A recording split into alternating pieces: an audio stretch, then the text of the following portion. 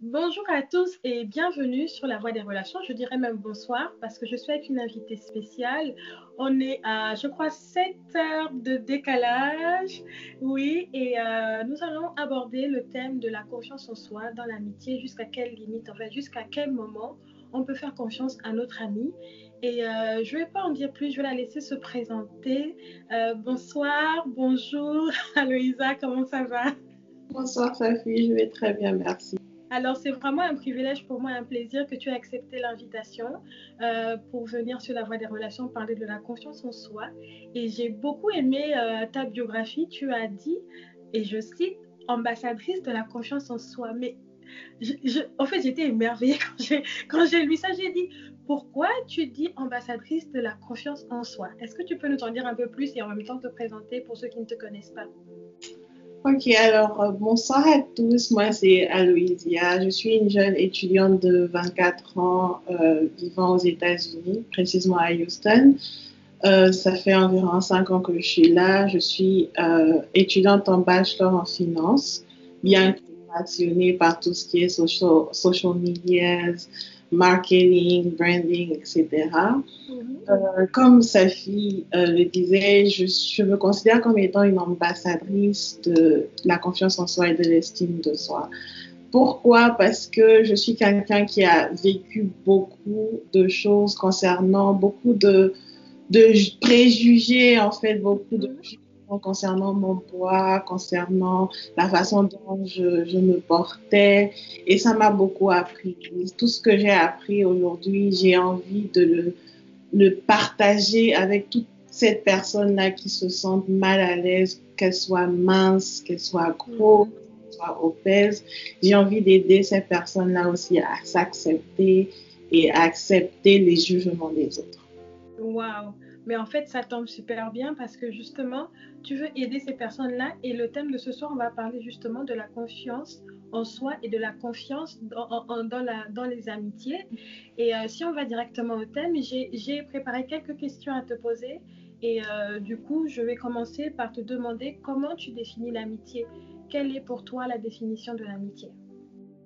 Alors, pour moi, l'amitié est un sentiment tout aussi proche de la romance, juste qui n'implique pas, bien sûr, l'exclusivité et l'attirance sexuelle. Pour moi, l'amitié, c'est en fait un consentement mutuel, en fait, qui implique la paix, qui implique l'amour, le respect, l'unité, mais surtout la confiance. Ok. Wow. Et quels sont selon toi les éléments qui poussent dans une amitié à faire confiance à quelqu'un?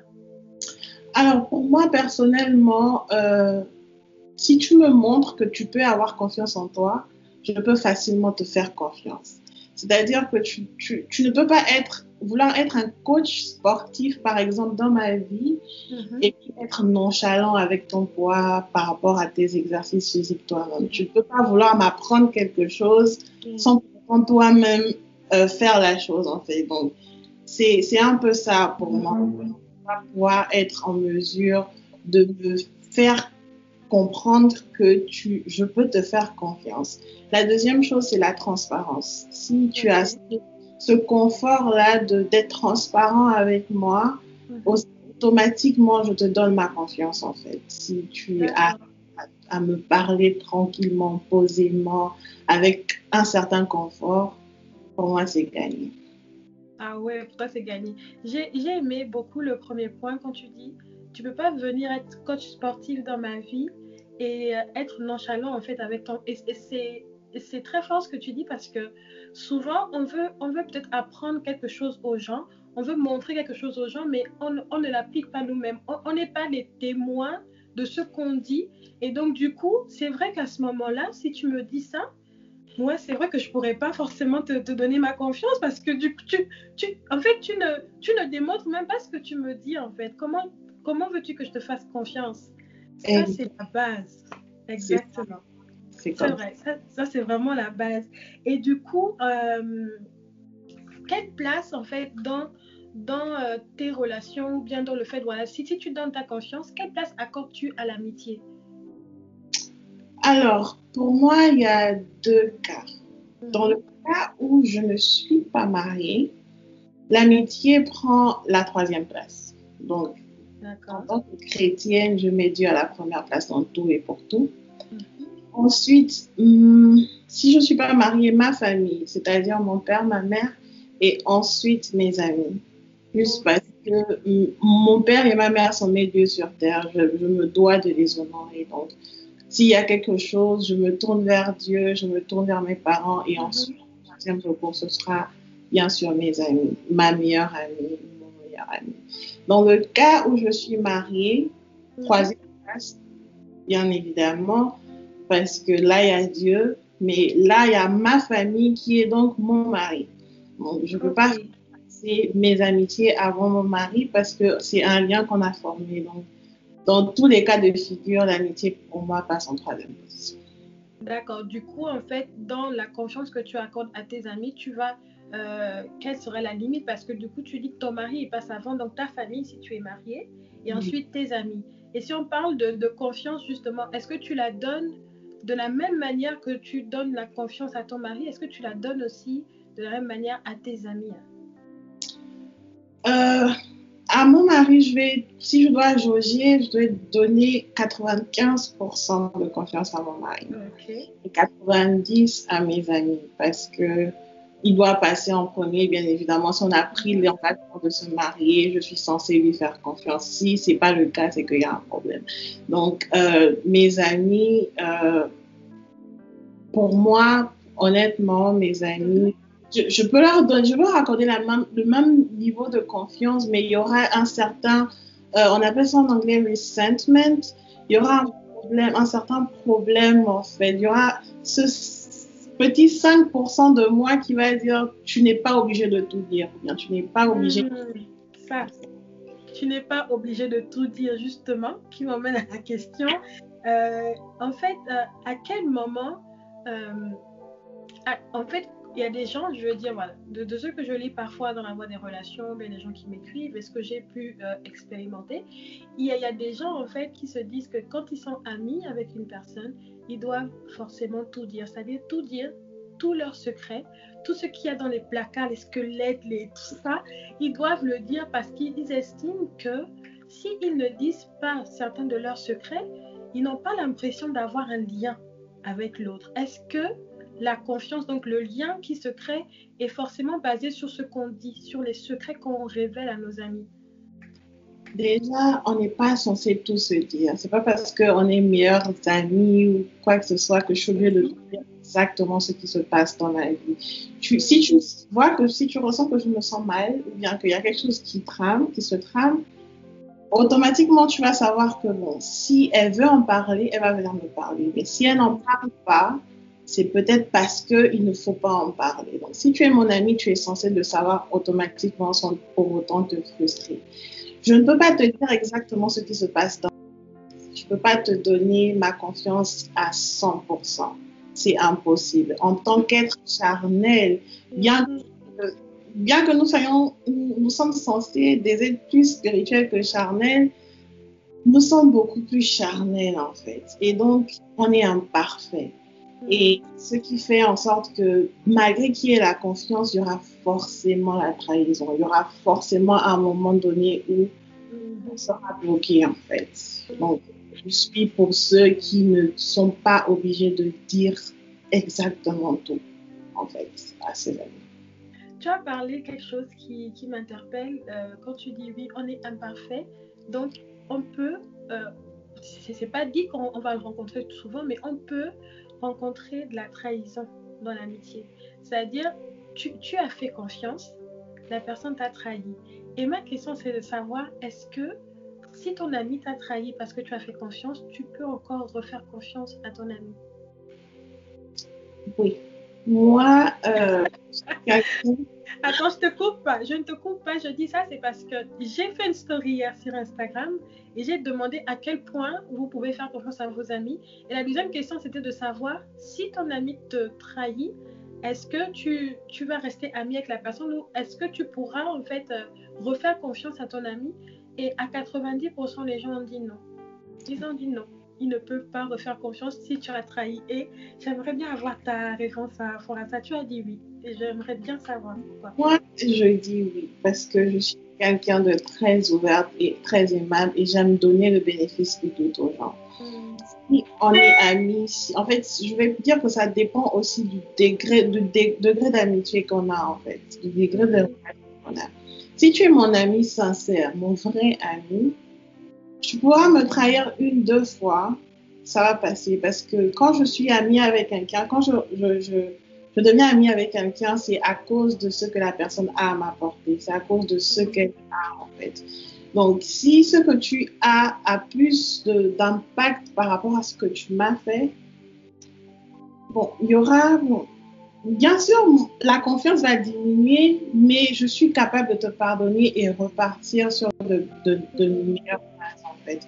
Donc, pour moi, deux fois, trois fois encore, ça va, mais si tu n'apprends pas de ça, je suis obligée de me séparer de toi parce que tu ne peux pas. En fait, pour moi, c'est comme, euh, c'est comme deux mains.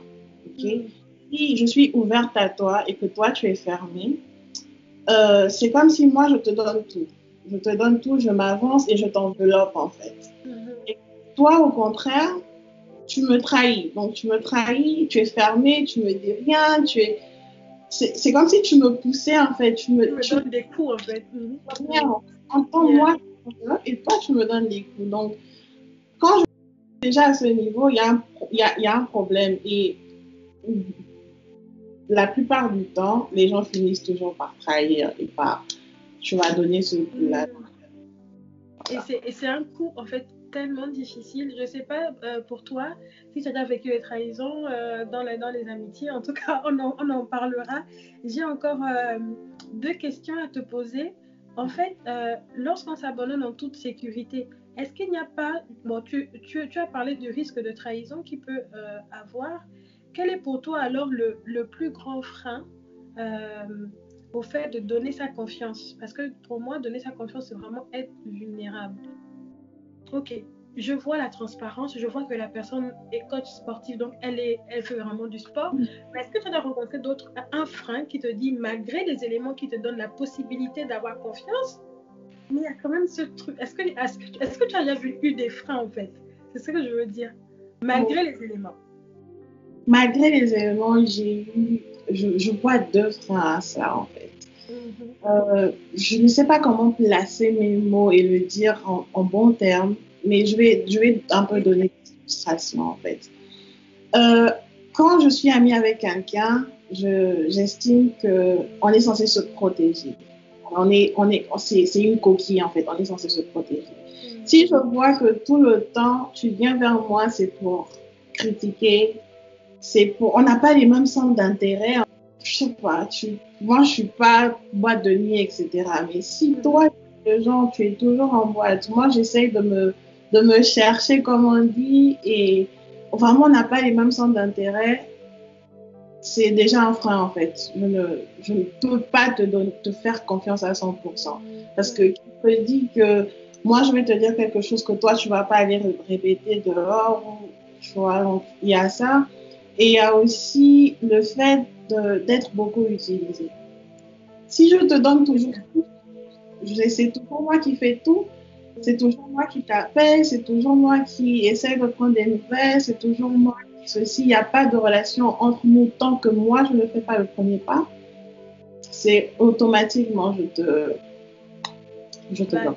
Pour toi, tu te dis, ok, bon, ça c'est une relation, ok, j'ai peut-être cette relation-là, mais on va pas aller plus loin en fait. Non, c'est ça. Parce que justement, il y a ce frein-là. Waouh, ok. Mais tu sais, en disant ça, ça me rappelle une histoire. C'est des gens, ils avaient deux personnalités. L'autre était très extraverti, l'autre était introverti. Elle avait du mal à aller vers l'autre. Quand bien même elle aimait son amie, mais elle avait du mal parce que elle était vraiment introvertie à 1000%. C'est-à-dire, si l'autre n'appelle pas pour elle, elle se dit, si elle appelle, elle peut déranger.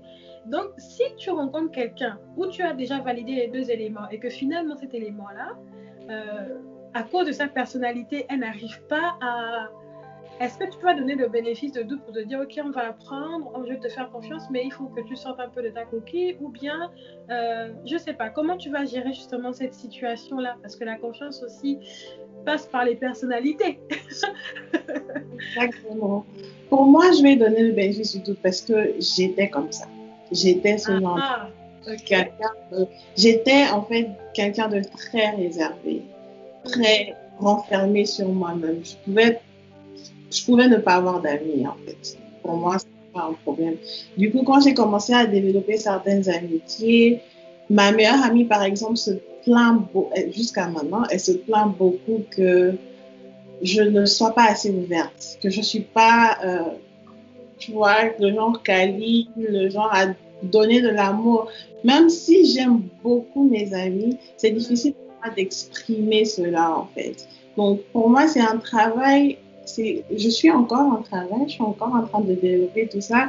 Et du coup, si je venais à me retrouver avec quelqu'un dans cette situation, je ferais comme ma meilleure amie a fait et être patiente avec la personne, essayer de ressortir ce côté-là et voir ce que ça donne. Et dans le cas où ça ne va toujours pas, bon, on va se séparer. On se sépare, en fait, on va pas plus loin. Voilà, exactement. D'accord, ok. Et du coup, quand tu disais que tu avais déjà vécu ça, enfin, ou bien par rapport à la trahison, est-ce que tu as un témoignage, quelque chose qui t'est déjà arrivé? Est-ce qu'une amie t'a déjà trahi? Comment tu as géré ça? Et est-ce que vous êtes encore amis aujourd'hui? On aimerait bien savoir. Oh, évidemment, non, on n'est plus amis aujourd'hui. Ok. Clairement, vraiment, on n'est plus amis aujourd'hui, mais j'ai beaucoup appris de ça en fait. J'ai beaucoup appris à ne pas me donner à 100% dans une relation. Qu'est-ce qui s'est passé? Si tu peux le dire, bien sûr. Bien sûr. Donc, j'étais amie avec une fille quand je suis arrivée ici aux États-Unis. Malgré que j'avais mes amis, je me suis rapprochée de la personne. Enfin, on était vraiment amis en fait. Je lui disais tout. Je me suis ouverte complètement à elle. Et c'était le genre de personne, moi je dis et puis elle ne dit rien. Du coup, bon, moi je ne voyais pas ça comme étant un problème parce que souvent j'avais besoin de me libérer, souvent j'avais besoin de quelqu'un à qui parler et vraiment je lui disais tout. Elle venait chez moi, elle dormait chez moi, on sortait, on faisait tout ensemble. Jusqu'au jour où on fait une histoire très bête, une histoire de garçon, bien évidemment, tous les filles. Ok. Elle s'est mise dans mon salon, à parler de moi, à me critiquer, pensant que je dormais en fait. Donc moi, j'entends tout ça parce qu'elle parlait avec elle, son amie, elle, sa copine, sa meilleure amie. Donc elle me critique dans mon salon avec sa meilleure amie, pensant que moi, je dormais. Du coup, j'étais genre, mais tu sais tout sur moi. Je t'ai tout dit en fait. Et tu ne peux pas faire ça. Et c'était quoi? Elle pensait que je sortais avec son gars. Enfin, voilà, donc elle est allée parler, elle a dit des trucs. Et j'ai dit, pas à ce niveau en fait. Je ne peux pas m'accuser de telles choses. Je ne peux pas. Si déjà on en arrive là, on n'est pas fait pour avancer ensemble. Donc, on s'est séparés jusqu'aujourd'hui. Bon, j'ai pas de problème avec la personne, mais voilà, quoi, on n'a pas de relation. Même pas, en fait, vous n'avez même pas la même logique, la façon de penser, donc du coup, vous ne pouvez même pas continuer à être.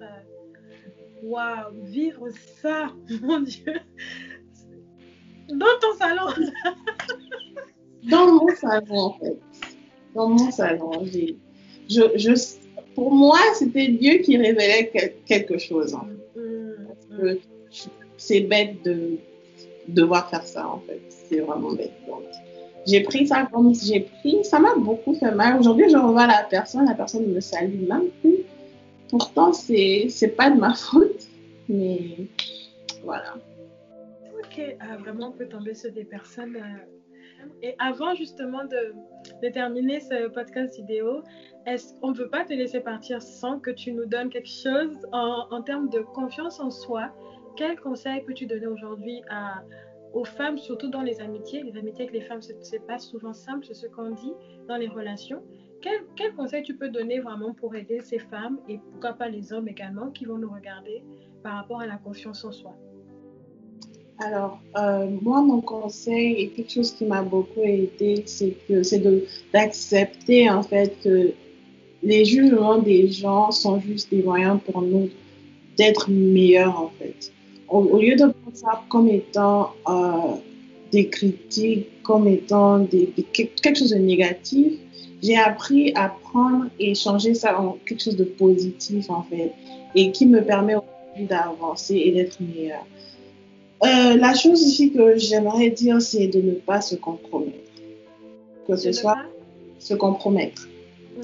Que ce soit en amitié, que ce soit en amour, que ce soit avec soi-même. Il faut éviter de se compromettre. Il faut apprendre à connaître ton identité. Une fois que tu as appris ça, tu sais ce que tu vaux, tu sais que tu as de la valeur, que personne ne peut venir essayer de discuter ton prix.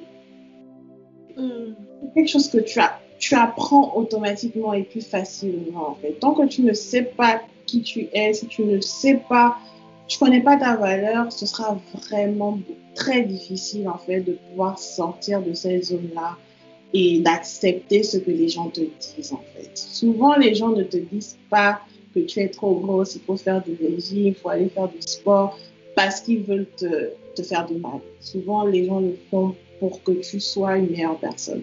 Donc, Mhm. essayons d'arrêter de voir Le le mal partout. diable un peu partout, parce que souvent ces personnes-là sont là aussi pour nous rendre meilleurs, en fait. Donc, sincèrement, sachez qui vous êtes, sachez que vous avez de la valeur, Mhm. sachez ce que vous valez, et le reste viendra, en fait, au fur et à mesure. Tu dis ça, ça me fait penser une question. Je profite. Mais que peux-tu dire des personnes qui, en fait, tu vois, j'ai beaucoup observé mon environnement et j'ai vu ça, par exemple, on va dire, comment tu as mis ton jean, ça va pas. Et là, du coup, la personne prend ça comme si tu disais que elle n'était pas une bonne personne, elle ne savait pas s'habiller, elle ne savait pas jumeler les couleurs. On explique ça comment? C'est-à-dire, j'ai cette question, mais on explique ça comment? Est-ce que c'est la confiance en nous-mêmes qui est à chaque fois touchée quand on fait une remarque sur quelque chose d'extérieur, même à nous? Ça veut dire une tasse, un lit, une chaussure, et on prend ça personnellement sur nous. Oui, je vais pas mentir. À chaque fois qu'il y a quelqu'un qui me dit quelque chose, ça joue un peu sur mon moral. Mais Mhm. c'est la façon dont tu prends ça et ce que tu en fais après qui détermine beaucoup en fait. Bien sûr, ta sensibilité va être heurtée. Bien sûr, ta confiance en toi sera heurtée.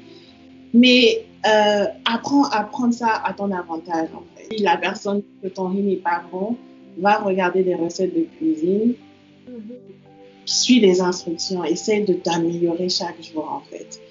Et honnêtement, moi, tout le temps, on me dit qu'il faut que je fasse ce régime, il faut qu'on... Mais tant que toi-même, tu ne prends pas cette décision de le faire, les gens vont parler, les gens vont dire, ça va juste rester dans ta tête et ça va juste gaspiller ton mental, en fait. En temps, si tu prends conscience de ça, si tu ne veux pas changer ça, tu n'es pas obligé de changer. Si tu trouves que tu es bien comme tu es, tu n'as pas besoin de changer. Mais pour être une meilleure personne, tu te dois de te donner encore plus. Si ton jean n'est pas bien aujourd'hui, bah, tu vas prendre une taille plus grande, ou bien tu essayes de, tu vois, diminuer ça pour que Mhm. ton soit à l'aise. Mais Mhm. vraiment, ne pas toujours voir le mal, quoi. Le mal, ok. Waouh, waouh, ok. Mais merci beaucoup, Eloïsa. C'était un plaisir d'échanger avec toi. Vraiment, on allait un peu en freestyle parce que ce que tu as dit m'a beaucoup impacté. Et je pense qu'il y a des gens qui vont être impactés par ce que tu as dit, ton témoignage, la façon dont tu vois la confiance. C'est important ton point de vue parce que vraiment, moi, j'ai été très surprise lors du sondage hier où les gens ne voulaient plus faire confiance à la moindre occasion. Et je crois que ça va peut-être donner la possibilité aux personnes de voir différemment la confiance. La confiance et surtout dans les relations intimes avec les vrais amis, comme tu as dit. Et merci pour ton temps. Merci d'avoir accepté de venir sur La Voix des Relations. Le podcast va être disponible alors sur YouTube et sur le site internet, le blog, safiurbano.com. Donc, disponible normalement la semaine prochaine. Donc voilà, je te remercie de tout cœur et je te dis à très vite, à bientôt. J'espère que ce n'est pas la dernière fois. Merci à toi, je suis vraiment très heureuse d'être là. Ah, Merci. J'aime beaucoup ce que tu fais, bien évidemment. Je te suis depuis ton blog, bien évidemment, et puis je prends plaisir à lire ce que tu écris, en fait. oh, merci. Et sur... Merci beaucoup, Aloïsa. Non, attends, je reprends beaucoup. Les vidéos. Merci beaucoup, Aloïsa. Je te souhaite une très bonne journée. Mais nous, ici, on va dire très bonne soirée comme on a enregistré. Et on se dit à très vite. Merci. Bye bye.